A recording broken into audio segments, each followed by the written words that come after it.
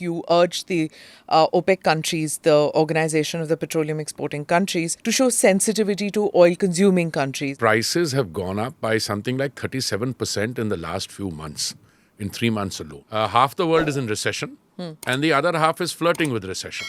In other words, if you measure recession in terms of quarter-on-quarter growth, then half the world is actually in recession.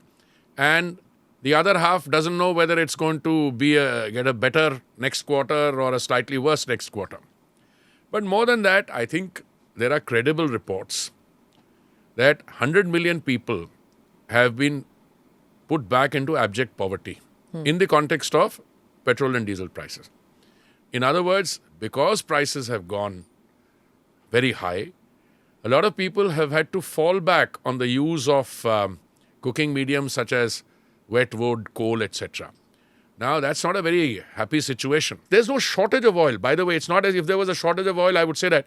No, there was 102 million barrels a day were being produced. Suddenly, 5 million barrels have been taken off the market.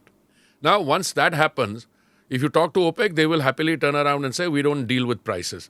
So, to which any person's response is that if you don't deal with prices, you deal with the amount of crude oil you're releasing in the market. And if you curb the amount of oil, hence you deal with prices. It will hence, absolutely, it will result in prices rising. Sure. I am not concerned about India alone. I think, look, you have a prime minister, we have a prime minister who at the height of the chaos in the market, we were the only country in the world where the price of petrol at the bunk came down by 5% for petrol. Diesel also came down by 0.2%. Why? Because he was able to navigate the way through a cut in central excise duty on 2 occasions, November 21 and May 22. And the BJP-ruled states were able to reduce their VAT. So we have a peculiar situation. One state in the east of India, petrol is 11 rupees 80 paise more expensive than in the rest of India in the BJP states. But my submission to OPEC, first, my secretary, the secretary in my ministry, wrote to the OPEC Secretary General, who's a very thorough professional who also understands it.